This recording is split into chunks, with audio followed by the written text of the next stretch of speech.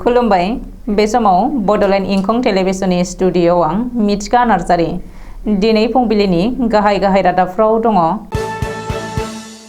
गबर्तनायाव आदर्श जातीय बिद्यालयखौ बेखेवनानै होदों मन्त्री रन्जित कुमार दासआ। गसाइगावआव 10 दाग्रा न'खौ बेखेवदों बिटिआरनि इएम धनन्जय बसुमतारिया। सोरजोंबा चेलेन्ज नांनोसो गोदान आफाद दायोब्ला हारिनि खहा जागोन बुंदों मनरन्जन बसुमतारी। तामिलनाडुनि मोनबा जिल्लायाव गोबां अखाजों हालाय हाफाय फरायसालिफोरखौ बन्द फोसावबाय। आइपिएस अफिसार रवि सिन्हाया रनि डिजि महरै सायख'जाबाय। सोनाब बंगनि पन्चायत बिसायख'थियाव मिरुनि पेरामिलिटारिफ्रा रैखाथि बिबान। दानिया फैदोनि आबुं रादाबाव।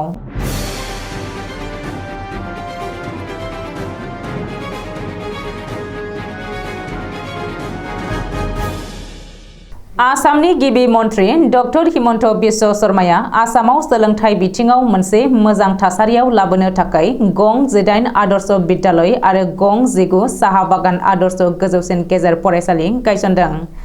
गोग्लैसोनानै थानाय ओनसोलाव सोलोंथाइ फारसे जौगाहोनायनि थाखाय बेयो मोनसे थांखि। बेबायदिनो गाहाय मन्त्री नरेन्द्र मदिया राष्ट्रीय शिक्षा नीतिनि गेजेरजों भारत नाङैनो गुनगोनां सोलोंथाइजों एडुकेशनेलि आरो इन्टेलिजेन्टलि जौगालांहोनो नाजादों। बेबायदिनो बुंनानै आसामनि सरकारनि केबिनेट मन्त्री रन्जित कुमार दासआ दिनै बरपेटा जिल्लानि गबर्तना गाम्बारिगुरियाव गोदानै गायसनजानाय आदर्श बिद्यालयनि बेखेवजानाय हाबाफारियाव बाहागो लानानै मेलाव बिबुंथि लाखियो। मख'नो गोनांदि गबर्तनानि गाम्बारिगुरियाव दिनै मन्त्री रन्जित कुमार दासआ आदर्श बिद्यालयखौ बेखेवनानै होदों। गासै सोलोंथाइनि Barpeta district planning officer Ranjan दासनि साखाथियाव थानाय आदर्श बिद्यालय बेखेवनाय मेलाव जागायजेननायावनो बरायनाय आरो बेखेवनाय बिबुंथि लाखियो बरपेटा जिल्ला बेंगिरि आयुष गार्गा। बे मेलाव बरपेटा डिस्ट्रिक्ट एडिशनेल कमिशनार लक्ष्मी दत्तआ बिबुंथि लाखिनायजों लोगोसे बिटिआरनि इएम गौतम दास आरो माखासे गोरों गोरा सुबुंफोरा बाहागो लादों। बे मेलाव फरायसुला फरायसुलिफोरनि गेजेराव फरा बिजाब आरो इउनिफर्म राननाय जागोन। सरासनस्रायै मेलनि जागायनायनि सिगां बिफां फुलि गायनायबो जायो।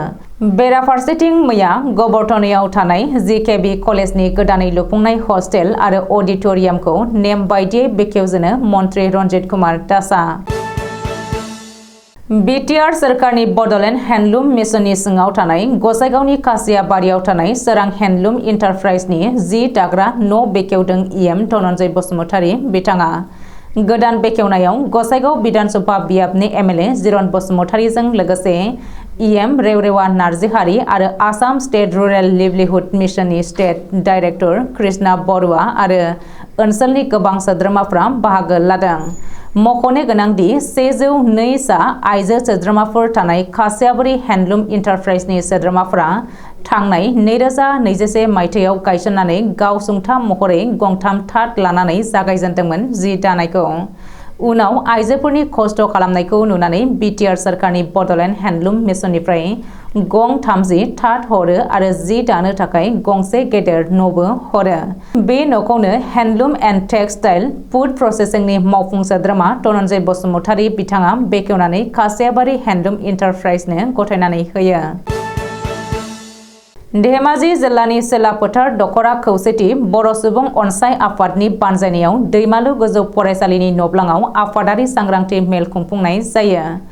बे मेलाव आलासि महरै खौसेथि बर' सुबुं अनसाय आफादनि आफादगिरि मनरन्जन बसुमतारिया बुंथियो दि थांनाय 4 जुनाव दाफुंनाय खौसेथि बर' सुबुं गौथुमनि थांखिया मा आं बुजिनो हायाखै।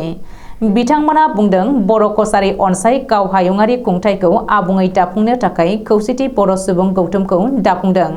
नाथाय बाथ्राया बेसोदि आफादनि आफादगिरिया सोरखारखौ केस होदों। सोरखारा केस होजानाय मानसिजोंखि सोरखारा सावरायगोन नामा? सोरखारा सावरायाब्ला जेंनाफोरखौ माबोरै फोरमायगोन आरो माबोरै सुस्रांगोन बेयो मोनसे गेदेर सोंथि होननानै बुङो। बिथां बसुमतारिया बुंबावोदि आफादखौ सोरजोंबा चेलेन्ज नांनो एबा जेद नांनो गोदान आफाद दायोब्ला माहारिनि खहा जागोन। खौसेथि बर' सुबुं गौथुमा मोनसे थि राजखान्थि एजेन्डा लानानै जोनोम मोननाय आफाद। गाम्बारु मोसाहारिखौ चेयारमेन होफिनब्लानो बे आफादा जोबगोन। थाखानाय माहारियारि आफादफोरजों मदद होनो एबा गोरोबनानै खामानि मावनो एजेन्डा दंब्ला दाजायो। आथिखालाव हाथियारनि जांख्रिथायनि गोनांथि गैया होननानैबो बिथाङा बुंबावो। बे हाबाफारियावनो खौसेथि बर' सुबुं आफादनि गौथुमारि नेहाथारि प्रान्जिता बर', हारिमु नेहाथारि इला ब्रह्म, धेमाजि जिल्ला खौसेथि बर' सुबुं आफादनि गाहाय नेहाथारि दीपांकर नार्जारी, लेङाइ आफादगिरि रबिन बर', लेङाइ गाहाय नेहाथारि अशोक दैमारी, सिलाफोथार गुदि बर' थुनलाइ आफादनि बारग' आफादगिरि बानेश्वर बर', सिलाफोथार दखरा खौसेथि बर' सुबुं आफादनि आफादगिरि सनसिं ब्रह्म, गाहाय नेहाथारि अनिल बसुमतारी आरो दखरानि सिङाव थानाय गासै मावथिफोरा बाहागो लायो। आसामनि अनगायैबो आथिखालाव खोला भारतनि तामिलनाडुआव गोबां अखा हानायनि जाहोनाव सुबुं हान्थिनाय आरो सोलिनायाव गोबां हालाय-हाफाय जानानै रायजो राजाया खस्थ' सैनांदों। समबारखालि तामिलनाडुनि मोनबा जिल्ला फारियै चेन्नाइ, कान्चीपुरम, चेंगालपाट्टु, त्रिभालुर आरो राफिनेड जिल्लायाव खमैबो 11 एबा 12 मिलिमिटार रोजा अखा हानायनि जाहोनाव लामा-सामायाव गासैबो दैजों लोमसावजोबदों। जायनि जाहोनाव रायजो सोरखारनि मिथिंगायारि आफोद डाइरेक्टरेटनि बिथोन बायदियै मोनबा जिल्लायाव रेड एलार्ट फोसावनाय जायो आरो फरायसालिफोरखौ सानथामनि थाखाय बन्द फोसावो। मिरु सोरखारनि केबिनेटआ समबारखालि 1988 मायथाइनि Chhattisgarh cadre senior IPS officer Ravi सिन्हाखौ रनि गोदान डिजि महरै सायख'बाय। फैगौ 30 जुन 2023 निफ्राय आइपिएस अफिसार रवि सिन्हाया रनि बिबानखौ आजावगोन। मानो होनोब्ला आथिखालनि रनि डिजि सामन गयेलआ 30 जुनाव आजिरा लागोन। मख'नो गोनांदि आथिखालाव आइपिएस अफिसार रवि सिन्हाया मिरु केबिनेट सेक्रेटारियेटआव स्पेसियेल सेक्रेटारि महरै खामानि मावगासिनो दङ। बायजोआरि संगालि बिथिङाव गोबां रोंग'थि गोनां आइपिएस अफिसार रवि सिन्हाया सिगाङाव हादरनि गोबां संगालि एजेन्सियाव खामानि मावबोफेरनायनि रोंग'थि दङ। सोनाब बंग'नि आयेनारि थासारिखौ नोजोर होनानै गोजौसिन बिजिरसालिया बिथोन होदों दि फैगौ 8 जुलाइ 2023 आव जानो गोनां सोनाब बंग'नि पन्चायत बिसायख'थियाव मिरुनि पेरामिलिटारिफ्रा रैखाथिनि बिबान लानांगोन। मानो होनोब्ला थांनाय 9 जुननिफ्राय 15 जुनसिम नमिनेशन होनाय समावनो बुलाय-सोलाय जानायाव गोबांनि जिउ खहा जालांबाय आरो गोबां जोखोमबो जानांबाय। बेनिखायनो सोनाब बंग'नि चिफ इलेक्शन कमिशनार राजीव सिन्हाया कलकाता गोजौ बिजिरसालिनिफ्राय गनायथि बिनाय जादोंमोन।